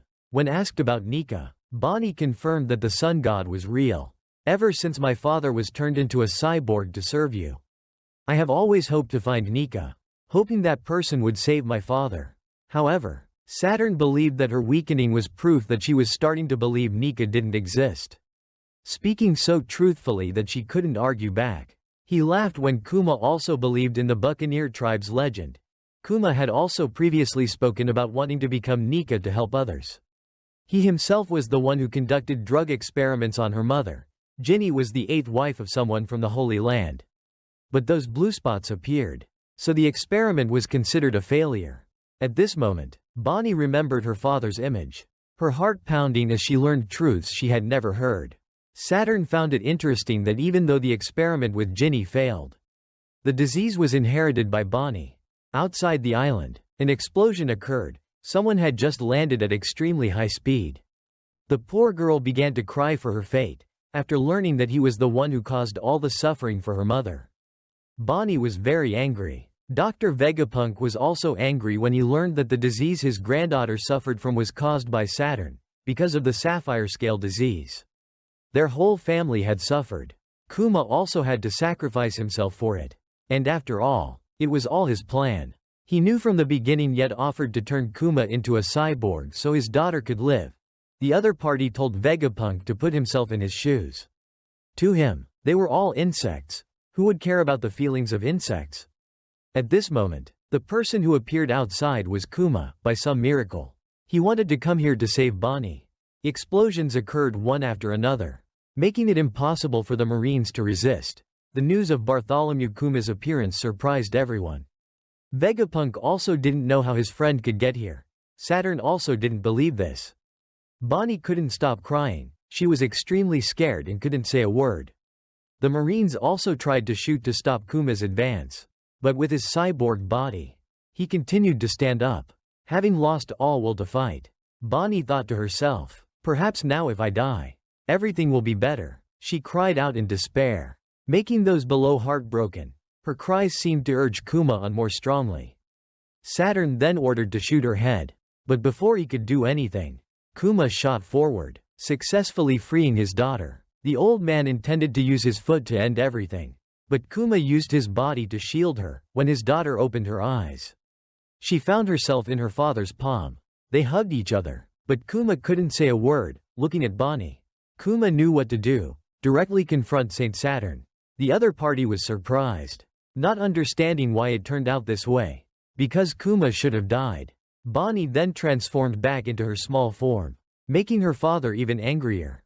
Sad memories flooded back. His daughter burst into tears. Seemingly a few days after being rescued by the Revolutionary Army, Saint Saturn had pressed the self-destruct button to destroy Kuma, so he was sure that he was dead. But he didn't understand why he appeared now. With his power, Kuma strengthened his arm, then grabbed his opponent's beard and punched him directly in the face with hatred for what he had done to his family. The old man was blown away to everyone's surprise. Having taken a powerful blow from Kuma, Saint Saturn was severely injured and unable to get up immediately. The Marines were extremely worried about his safety and couldn't believe that Kuma had confronted one of the 5 most powerful people in the world. This was an unprecedented crime. But for Kuma, it no longer mattered. At this moment, all he wanted was to protect his daughter. His body, heavily injured, then collapsed from exhaustion, taking advantage of the Marines rushing to rescue Saint Saturn, who was crushed under the rubble. The others were now able to move normally again. Sanji quickly ran to Bonnie to check if she was injured anywhere. Frankie said this was their chance, so they had to quickly get her onto the ship and escape. Atlas said she would take Kuma with them, but the very next second, they had to stop. Hearing Bonnie's cries, her father, though tired, still managed to go over and comfort her. Witnessing this, Dr. Vegapunk wondered what had happened. According to theory, Kuma no longer had any memories. Yet, in his eyes, he still remembered Bonnie, slowly walking with a heavy body. He reached out and embraced his little daughter. Thanks to this, Bonnie stopped crying and called out, "Dad." Seeing this scene, everyone was moved to tears. It had been too long since they had hugged like this. Vegapunk then recalled that he had not installed a bomb in Kuma's body as instructed by the government. He knew that if he did, they would use his friend as a suicide weapon. But in the end, he still had to follow the government's instructions. He installed a complete shutdown button inside Kuma. Yet his friend was still alive and here, protecting his beloved daughter. This left Saturn utterly astonished and unable to react, as he was the one who pressed the self-destruct button to deactivate Kuma. Somehow, that father still retained his own will. There was no reason for Kuma to act like this. He even flew here himself to find Bonnie. Scientifically, it was completely inexplicable. Vegapunk then realized that the cause might be the special bloodline of the Buccaneers. Nearby, Admiral Kizaru was still sitting in one place, not acting. Sentomaru was also very happy to know that Kuma had come to save his daughter. The confusing thing was that Luffy had disappeared without a trace. The Marines were extremely worried and didn't know how to report it. At this moment, Bonnie happily touched her father's mechanical body, saying thank you, and also revealed that she had seen all of his memories, from when Kuma was born and lived with his family, until they were enslaved by the celestial dragons. Kuma also began to remember everything, from the time his father told him his mother had gone to heaven, and how both father and son were in immense pain and could only cry. Then came the escape from hell at God Valley with Ivankov and Ginny, when they successfully created a miracle, saving all slaves from their death sentences, and then the memory of Bonnie being brought to him to care for. Gradually, his daughter grew up, and the two of them made a promise to explore the world together. And if they reached the Sky Island, they could find Nika. This was what Bonnie was looking forward to. And when she turned 19, she wanted to go to Fishman Island. The picture Bonnie drew for Kuma later became his symbolic flag. Looking at it, this father remembered his little daughter. Their time in Dr. Vegapunk's research lab was also very happy. Occasionally, they would all sit and eat pizza together. Kuma had once thanked Bonnie for being born into this world. Now, recalling those memories, both father and daughter were very happy. The little girl also praised her father as an incredibly wonderful person. These words made Kuma remember Ginny's image when she was young.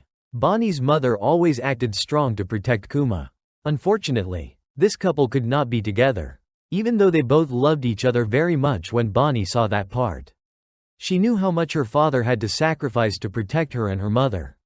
She was very happy to know that he had written many letters to her during their time apart.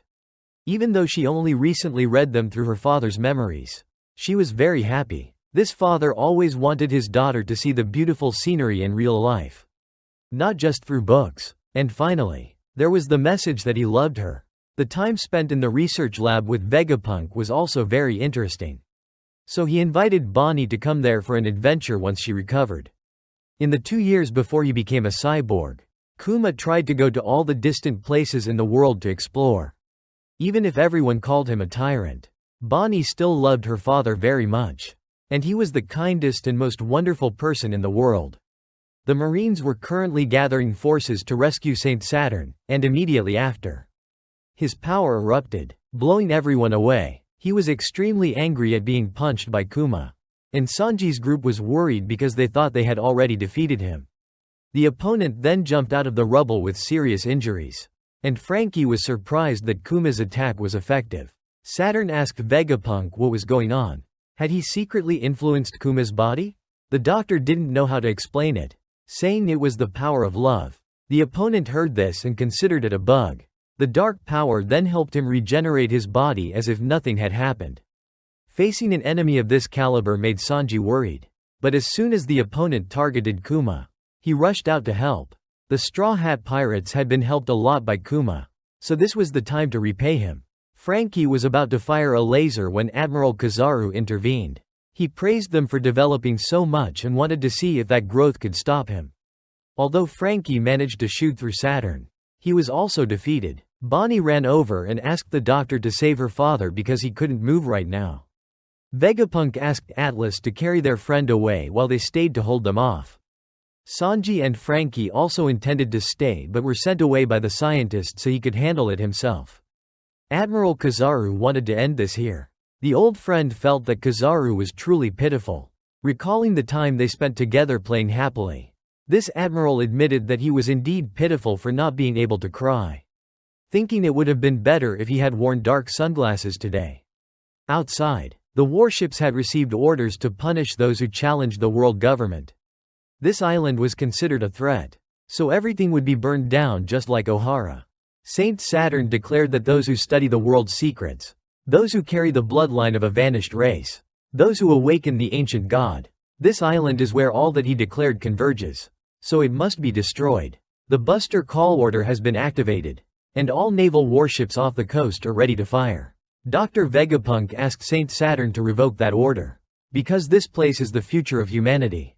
Sanji's group was trying to get Kuma to hide, and Bonnie was very sad to see her father unable to move. Her eyes began to tear up, feeling sorry for her father. Returning to Vegapunk's negotiation, even though he said Egghead was the future of humanity, the other party still disagreed. A subordinate came to invite the two leaders back to the ship because it was very dangerous here. But the old man said that he and Kizaru would stay here until the very end. After preparing for the bombardment, they should immediately open fire. The vice admirals hesitated upon hearing this but were dismissed by Admiral Kizaru.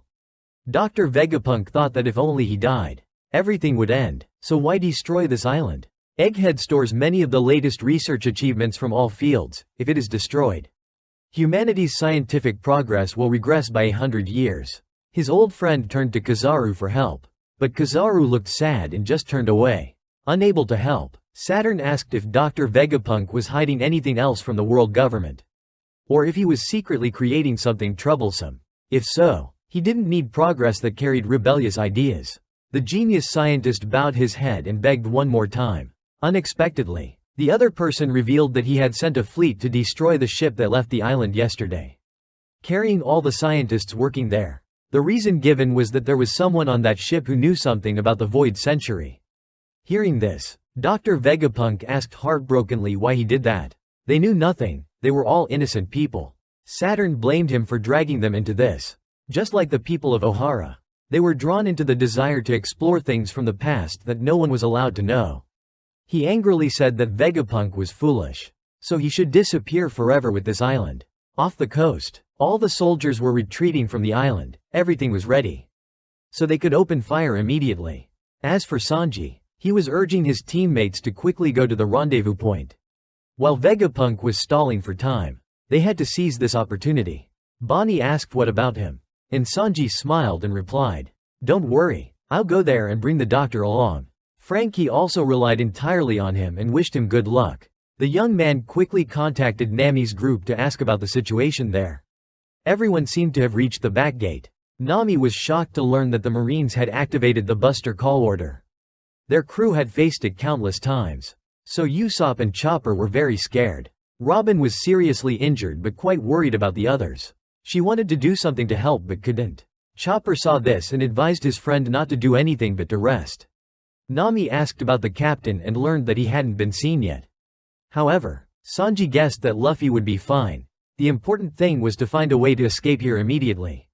Currently, Zoro was still holding off Lucci and couldn't return, so Jinbei also had to go there to help, because if he left him alone, he would definitely get lost. Brook was currently helping Lilith move the Sunny. Their original plan had fallen apart because Vegaforce 01 had been destroyed by Kizaru. Fortunately, their musician had another idea. With his ability, he froze the surface of the clouds so that the ship could glide smoothly. The girl praised the skeleton for being so good. With this method, they would reach the back entrance soon. Praised as a genius, Brook was very happy. When Lilith asked how to stop the ship, he said he hadn't thought of that yet. As a result, the girl slapped him for being so stupid. If they continued like this, they would fall straight down. Brook cried out for help, not knowing what to do. The scene shifts to the Marines. After seeing the protective barrier still in place above, he ordered them to fire into the urban area first. The target was to destroy the central factory and the future city. Hundreds of cannonballs were fired simultaneously.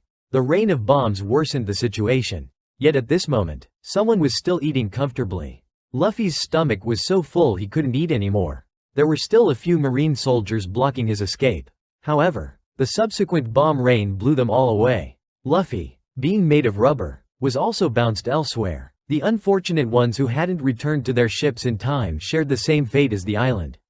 With buildings continuously collapsing, pacifistas continuously fired with terrifying power, piercing through everything. The future Vegapunk had built collapsed right before his eyes. He watched heartbroken as his empire gradually disappeared. His emotions completely gone. The doctor collapsed, as the future of humanity ended here, along with his own distant dreams. Saturn looked at Kizaru, ordering the Admiral to finish off his close friend. He accepted the order, gritting his teeth and moving forward. Sanji arrived just in time, urging Dr. Vegapunk to run. On the other side, Atlas was activating the travel device. After launching at the speed of sound, Frankie was extremely excited. The travel time was only a little over 30 seconds. Unfortunately, the pipeline passed by Kizaru. With his devil fruit ability, even at the speed of sound, he could still catch up. As a result, the group inside the rocket was cut in half. They flew out, putting everyone in danger. Sanji angrily cursed Kizaru, then tried to fly up to save his comrades. Saint Saturn saw Kuma and immediately ordered the pacifistas to target the father and daughter. Bonnie reached out for her father's body. They became the new targets of the cyborgs. Unable to do anything, the daughter's cry of "Father" made Kuma regain consciousness for a moment. He used all his remaining strength to hug Bonnie and shield her with his back. The little girl was moved to tears, thinking that at least if they died, the father and daughter would be together. The scoundrel looked at this scene with glee. He thought of the daughter Kuma risked his life to save, now having to die at the hands of his own clones. This was truly deserved for a bunch of insects. Dr. Vegapunk was also heartbroken seeing the people he loved in danger. Earlier, after hearing that his granddaughter had become a pirate, the worst-case scenario had appeared in his mind. The pacifistas, shaped like Kuma, would personally shoot her down. This was truly heartbreaking beyond words. A barrage of destructive beams fired towards them. Sanji tried to approach and help. The scene shifts to the warship fleet ordered to eliminate the scientists leaving the now burning island. It's unclear what happened. The surviving Marine soldier tried to report to Admiral Kizaru that they had failed to destroy the exploration ship, and someone was heading towards Egghead.